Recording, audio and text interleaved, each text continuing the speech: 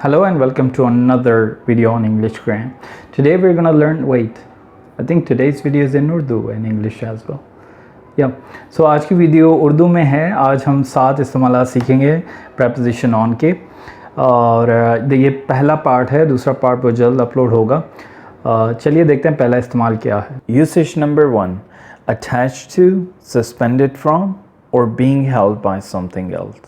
मतलब है किसी चीज़ का जुड़े हुए होना, लगे हुए होना, या किसी चीज़ का दूसरी चीज़ के ज़रिए लटके हुए होना. इन सूरतों में हम कौन सी preposition इस्तेमाल करते हैं? On. And the example sentences are: There is something on your face. तुम्हारे चेहरे पर कोई चीज़ है, मतलब तुम्हारे चेहरे के साथ कोई चीज़ अटैच है, कोई चीज़ लगी हुई है. Example sentence number 2. Hang your coat on the hanger stand. मतलब है अपने कोट को हैंगर स्टैंड पे लटका दो. अब जब जाहिर सी बात है कोट हैंगर स्टैंड पे लटकेगा तो वो हैंगर स्टैंड के ज़रिए ही लटक रहा हो. Example sentence number 3. स्प्रेड और hang the washed on the clothes line. Washed यहाँ पे मतलब है धुले हुए कपड़े, और क्लॉथ्स लाइन का मतलब है वो रस्सी या वो तार जिसके ऊपर आप अपने धुले हुए कपड़े सुखाते हैं. मतलब है अपने धुले हुए कपड़ों को लाइन के ऊपर, क्लॉथ्स लाइन रस्सी के ऊपर फैला दो या लटका दो. Usage number 2. Covering the surface और पार्ट ऑफ और रैपिंग.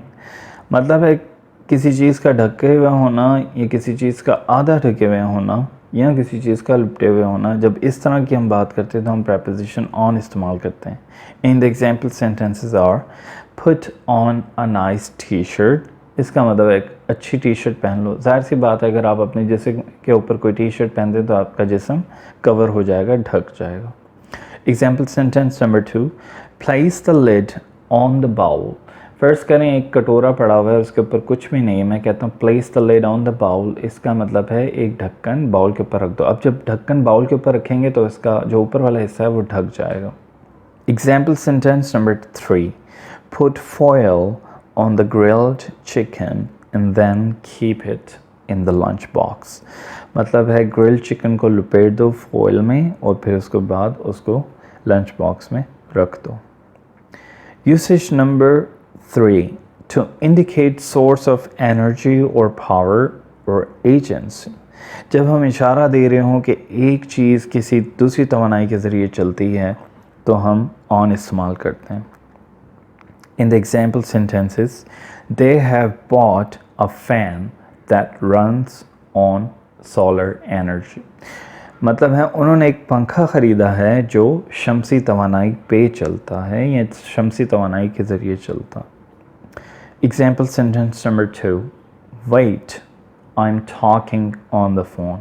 यहाँ पे ज़रिया बताया गया है, मैं बात कर रहा हूँ किस पर या किसके ज़रिए? फ़ोन के ज़रिए.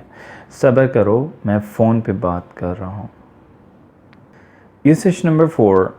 On is used to indicate a place, location, or to indicate that something is in contact with something else. On इस्तेमाल किया जाता है जगह बताने के लिए या ये बताने के लिए कि एक चीज़ दूसरी चीज़ के साथ कांटेक्ट में है, यानी टच है. लेकिन जो चीज़ टच में है वो ऊपर होगी, दूसरी नीचे होगी.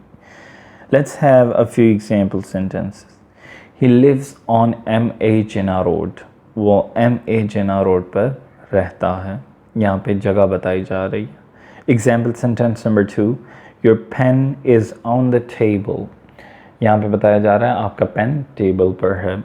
अब यहाँ पे लोकेशन भी बताई गई है, प्लेस भी बताई गई है कहाँ पर है, और दूसरा क्या है, कांटेक्ट में है. पेन किसके साथ जुड़ा हुआ है? टेबल के साथ, यानी टेबल के सरफेस के ऊपर है. Usage number 5. Regarding, concerning, about. मतलब है के बारे में, के हवाले से. जब हम इस तरह बात करते हैं तो हम मोस्टली एब्स्ट्रैक्ट नाउन या एब्स्ट्रैक्ट चीज़ की बात करते हैं. Let's have a few example sentences. An essay on corruption. मतलब है करप्शन पर एक मजमून. Example sentence number 2. She has written a book on political science. उसने political science या सियासी साइंस पर एक किताब लिखी है. Usage number 6. इन वंस possession और with मतलब है पास होना. Let's have a few example sentences.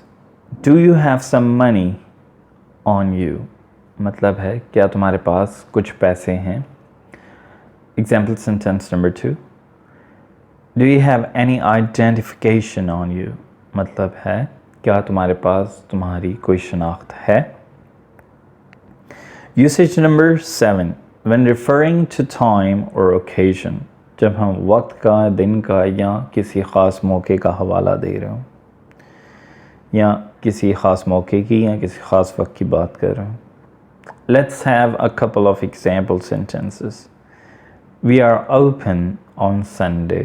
यहाँ पे एक ख़ास दिन की बात की जा रही है. हम इतवार वाले दिन खुले हुए होते हैं, यानी हमारा बिज़नेस जो है इतवार वाले दिन भी चलता है.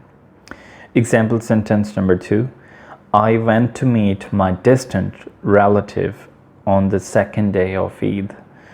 मैं अपने दूर के रिश्तेदार से ईद के दूसरे दिन मिलने गया. यहाँ पे मैं ये भी कह सकता था I went to meet my distant relative on Eid al-Fitr. मैं ईद उल फितर के दिन अपने दूर के रिश्तेदार से मिलने गया. This is all for now. अब तक के लिए इतना ही. ये पहला पार्ट था. देखने के लिए शुक्रिया. उम्मीद है आपको पसंद आया होगा और ये काफ़ी हेल्पफुल होगा आपके लिए. देखने के लिए शुक्रिया. Subscribe, like and share, and I will see you in my next video. Till then take care. Good bye.